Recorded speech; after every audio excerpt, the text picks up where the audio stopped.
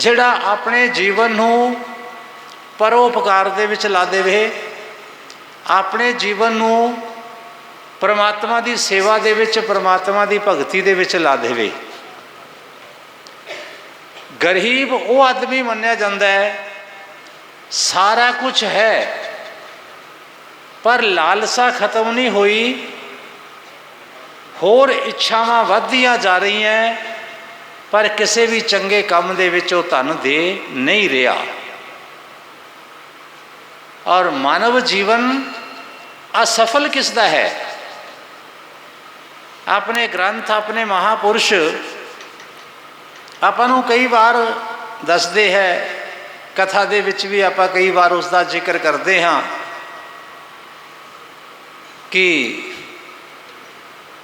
ਅਸੀਂ ਕਿਸੇ ਆਦਮੀ ਦੇ ਕੋਲ ਜਾਂਦੇ ਹਾਂ, ਸਾਨੂੰ ਆਦਮੀ ਮਿਲਦਾ ਹੈ, ਅਸੀਂ ਬੜੇ ਖੁਸ਼ ਹੋ ਕੇ ਘਰ ਦੇ ਵਿੱਚ ਆਉਂਦੇ ਹਾਂ। ਅਸੀਂ ਕਿਸੇ ਕੰਮ ਵਾਸਤੇ ਚਲੇ ਜਾਂਦੇ ਹਾਂ, ਸਾਡਾ ਕੰਮ ਹੋ ਜਾਂਦਾ ਹੈ। ਬੱਚੇ ਨੂੰ ਪੜ੍ਹਾਈ ਵਾਸਤੇ ਭੇਜਦੇ ਹਾਂ, ਬੱਚਾ ਬਹੁਤ ਵਧੀਆ ਨੰਬਰ ਲੈ ਕੇ ਪਾਸ ਹੋ ਜਾਂਦਾ ਹੈ, ਤਾਂ ਅਸੀਂ ਕੀ ਕਹਿੰਦੇ ਹਾਂ? ਸਾਡਾ ਜਾਣਾ, ਸਾਡੇ ਬੱਚੇ ਦੀ ਮਿਹਨਤ, ਇਹ ਸਾਰੀ ਸਫਲ ਹੋ ਗਈ। ਮਾਨਵ ਜੀਵਨ ਉਸ ਦਾ ਸਫਲ ਹੈ ਜਿਸ ਨੇ ਆਪਣੇ ਮਾਨਵ ਜੀਵਨ ਦੇ ਵਿੱਚ ਕੋਈ ਚੰਗਾ ਕਰਮ ਕੀਤਾ ਹੈ, ਉਸੇ ਦਾ ਹੀ ਮਾਨਵ ਜੀਵਨ ਸਫਲ ਹੈ, ਉਸੇ ਜੀਵ ਦਾ ਹੀ ਕਲਿਆਣ ਹੈ ਜਿਸ ਨੇ ਆਪਣੇ ਮਾਨਵ ਜੀਵਨ ਨੂੰ ਚੰਗੇ ਕਰਮਾਂ ਵਾਲੇ ਪਾਸੇ ਲਾ ਦਿੱਤਾ। ਸਾਨੂੰ ਪ੍ਰਮਾਤਮਾ ਨੇ ਆਪਣਾ ਜੀਵਨ ਸਫਲ ਕਰਨ ਵਾਸਤੇ ਭੇਜਿਆ ਹੈ ਕਿ ਐ ਜੀਵ ਤੂੰ ਪਿਛਲੇ ਜਨਮਾਂ ਦੇ ਕਰਮਾਂ ਨੂੰ ਲੈ ਕੇ ਦੁਨੀਆ ਦੇ ਵਿੱਚ ਜਾ ਰਿਹਾ ਹੈ, ਚੰਗੇ ਕਰਮਾਂ ਦੇ ਬਦਲੇ ਸੁੱਖ ਭੋਗ ਲਈ ਉੱਥੇ ਜਾ ਕੇ, ਪਰ ਇਸ ਚੀਜ਼ ਨੂੰ ਯਾਦ ਰੱਖੀ ਅੱਗੇ ਵਾਸਤੇ ਵੀ ਚੰਗਾ ਕਰਮ ਕਰਨਾ ਹੈ। ਆਪਣੇ ਸਾਹਮਣੇ ਜੋ ਇੱਕ ਮੰਗਣ ਵਾਲਾ ਆਉਂਦਾ ਹੈ ਨਾ,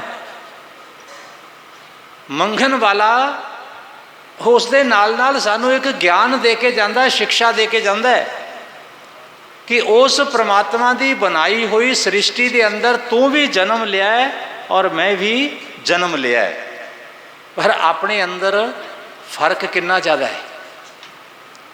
ਮੈਂ ਇਸ ਤਰ੍ਹਾਂ ਦੇ ਨਾਲ ਕਰ ਰਿਹਾ ਔਰ ਤੂੰ ਇਸ ਤਰ੍ਹਾਂ ਦੇ ਨਾਲ ਕਰ ਰਿਹਾ ਹੈ। ਕਿਉਂ?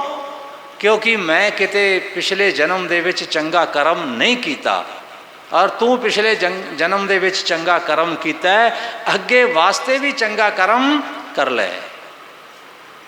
ਇਸ ਕਰਕੇ ਉਹ ਸਾਨੂੰ ਸਿੱਖਿਆ ਦੇ ਕੇ ਜਾਂਦਾ ਹੈ, ਉਸ ਤੋਂ ਸਾਨੂੰ ਸਿੱਖਿਆ ਲੈਣੀ ਚਾਹੀਦੀ ਹੈ। ਮਹਾਰਾਜ ਦੱਤਾਤਰੇय ਜੀ ਦੇ ਸ਼੍ਰੀਮਦ ਭਾਗਵਤ ਮਹਾਪੁਰਾਣ ਦੇ ਅੰਦਰ ਕਥਾ ਆਉਂਦੀ ਹੈ ਕਿ 24 ਗੁਰੂ ਹੋਏ, 24 ਗੁਰੂ, ਔਰ 24 ਗੁਰੂਆਂ ਦਾ ਉਹਨਾਂ ਨੇ ਸਨਮਾਨ ਕੀਤਾ, ਉਹਨਾਂ ਨੇ ਸਤਿਕਾਰ ਕੀਤਾ। ਅਸੀਂ ਤਾਂ ਇੱਕ ਨੂੰ ਵੀ ਗੁਰੂ ਮੰਨਣ ਵਾਸਤੇ ਤਿਆਰ ਨਹੀਂ ਹੁੰਦੇ, ਅਸੀਂ ਇੱਕ ਦਾ ਵੀ ਸਤਿਕਾਰ ਕਰਨ ਦੇ ਲਈ ਤਿਆਰ ਨਹੀਂ ਹੁੰਦੇ, ਅਸੀਂ ਇੱਕ ਦਾ ਵੀ ਝੁਕ ਕੇ ਸ਼ੁਕਰੀਆ ਅਦਾ ਕਰਨ ਵਾਸਤੇ ਤਿਆਰ ਨਹੀਂ ਹੁੰਦੇ।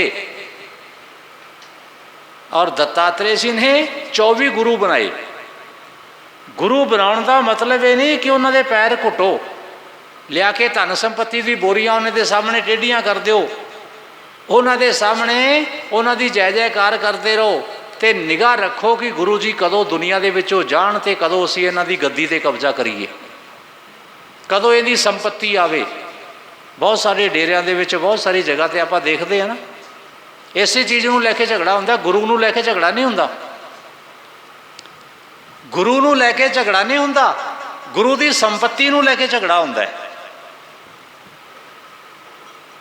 ਗੁਰੂ ਦੇ ਨਾਂ ਤੇ ਕੋਈ ਝਗੜਾ ਨਹੀਂ ਹੁੰਦਾ, ਮੰਦਰ ਦੇ ਨਾਂ ਤੇ ਝਗੜਾ ਨਹੀਂ ਹੁੰਦਾ, ਮੰਦਰ ਦੀ ਸੰਪत्ति ਨੂੰ ਲੈ ਕੇ ਹੁੰਦਾ ਹੈ। ਗੁਰਦੁਆਰੇ ਦਾ ਝਗੜਾ ਨਹੀਂ ਹੁੰਦਾ, ਉਹਦੇ ਉੱਤੇ ਜਿਹੜੀ ਗੋਲਕ ਹੈ ਉਸ ਨੂੰ ਲੈ ਕੇ ਝਗੜਾ ਹੁੰਦਾ ਹੈ। ਤਾਂ ਦੱਤਾਤਰੇय ਜੀ ਨੇ ਕਿੰਨੇ ਗੁਰੂ ਬਣਾਏ? 24 ਗੁਰੂ ਬਣਾਏ।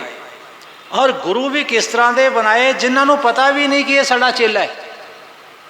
ਗੁਰੂ ਦਾ ਮਤਲਬ ਹੈ ਸਾਨੂੰ ਜਿਸ ਜਗ੍ਹਾ ਤੋਂ ਕੋਈ ਗਿਆਨ ਮਿਲਦਾ ਹੈ, ਕੋਈ ਚੰਗੀ ਚੀਜ਼ ਮਿਲਦੀ ਹੈ, ਕੋਈ ਚੰਗਾ ਸਿੱਖਣ ਵਾਸਤੇ ਮਿਲਦਾ ਹੈ ਨਾ, ਤਾਂ ਉਹ ਸਾਡਾ ਗੁਰੂ ਹੈ। ਦੱਤਾਤਰੇय ਜੀ ਨੇ 24 ਗੁਰੂਆਂ ਦੇ ਵਿੱਚੋਂ ਸੱਪ ਨੂੰ ਵੀ ਗੁਰੂ ਬਣਾ ਲਿਆ। ਸੱਪ ਨੂੰ ਕੀ ਪਤਾ ਕਿ ਮੇਰਾ ਚੇਲਾ ਕੌਣ ਹੈ। ਇੱਕ ਨੌਜਵਾਨ ਲੜਕੀ ਨੂੰ ਵੀ ਗੁਰੂ ਬਣਾ ਲਿਆ, ਉਸ ਨੂੰ ਵੀ ਪਤਾ ਨਹੀਂ ਕਿ ਇਸ ਨੇ ਮੈਨੂੰ ਗੁਰੂ ਧਾਰਨ ਕਰ ਲਿਆ। ਧਾਰਨ ਕਰਨਾ, यानी कि उस दी अच्छाई नूं जिहड़ा गुण उस दे अंदर है उस नूं अपने अंदर उतार लेना। नौजवान लड़की अपने घर दे अंदर सी, पिता जी बाहर बैठे है, लड़की अंदर बैठी है, संध्या का समा हो गया। इन्ने दे विच चलदे होए उन्हां दे घर दे बाहर अतिथि आ गए। एक तो हुंदा साडा रिश्तेदार मेहमान और एक हुंदा है अतिथि। अतिथि का मतलब जिन्हों असी जानते नहीं, पहचानते नहीं, रात कट्टण वास्ते आ गया, रोटी खाण वास्ते आ गया, वो अतिथि है। पहले समय कोई धर्मशाला थोड़ी होया करदियां सी। ग्रंथां ने प्रेरणा ही इन्नी क दित्ती हुई सी, ग्रंथां ने ज्ञान ही इन्ना क दिता होया सी, ग्रंथां ने महापुरुषां ने ऋषियां ने सानू संस्कार ही इस तरह के दे दिते सी कि जे कोई थोड़े घर दे विच शाम के समय रहन वास्ते आ जावे जा रोटी दे वक्त आ जावे तो वो की है, वो देवता है। वो समझो कि भगवान विष्णु तुहाडे घर दे विच आ गए, उसकी विष्णु रूप दे विच पूजा करो, उसका सत्कार करो। वो भगवान शिव जी तुहाडे घर दे विच आ गए, उस आउण वाले दा शिव जी महाराज दे बराबर सत्कार करो, गणेश जी दे बराबर उहदा सत्कार करो। अतिथि देवो भव, वो मनते सी कि साडे घर च देवता चल के आ गया। तो उस लड़की के घर दे विच भी अतिथि गए, बाहर बैठ गए, गल्लां बातां होण लग पईयां। की देख रही है लड़की की घर दे विच तां कुछ भी नहीं खाण वास्ते। और उस लड़की ने झोना लिया, झोना लैके धान उसनूं कुटना शुरू किया। जदों कुटना शुरू किया तो उस दे हत्थ दे विच चार चार चूड़ियां पाईयां होईयां सी बाहां दे विच। वो छणकण लग पईयां जदों कुट रही सी धान। उसने देखा कि अतिथि ये ना सोचे कि इन्हां दे घर दे विच कुछ नहीं, तो उसने जड़ियां अपनी चूड़ियां सी ना, उसने दो दो चूड़ियां उतार दित्तियां, दो दो चूड़ियां रह गईयां हत्थ दे विच। उसने फिर धान कुटना शुरू किया, वो फिर छणकण लग पईयां, पर उन्हां दी आवाज़ घट गई। फिर उसने देखा कि यह भी ठीक नहीं है, और उसने एक एक चूड़ी होर लाती। किन्नी रह गई? एक एक चूड़ी एक एक बाजू दे विच रह गई उसदे। दत्तात्रेय जी महाराज उसदे घर दे बाहर बैठे हुए सारा कौतुक देख रहे हैं। उस लड़की नूं भी गुरु बना लिया कि जे भजन करना है ना तो बहुत जाने नहीं होने चाहिए। जे तुसी माला फेरनी है, परमात्मा का सिमरन करना है, किते ध्यान दे विच बैठना है तो बहुत जाने नहीं होने चाहिए। जे बहुत जाने होवांगे गल्लां बातां होणगियां, किते ध्यान उधर जाएगा, किते ध्यान उधर जाएगा। इस करके ध्यान करना है तो कल्ले बैठ के महाराज का ध्यान करो। तो दत्तात्रेय जी ने उसनूं भी अपना गुरु बना लिया। तो आओ आप गणेश कथा दे विच वापस आ रहे हैं। तो गणेश जी की कथावां चल रही हैं, गणेश जी के प्रसंग चल रहे हैं। गणेश जी की शिव पुराण की कथा तो आप सारिਆਂ ने सुनी, क्योंकि ग्रंथ बहुत बड़ा है गणेश जी का, कथावां बहुत ज़्यादा है, समा बड़ा थोड़ा है। तो जिन्नियां भी कथा आप सुन सकते हैं, जिन्नियां कथा अपने समझ दे विच आ सकती हैं, वो सानू ज़्यादा तो ज़्यादा सुन लैनियां चाहिए, सिख लैनियां चाहिए है।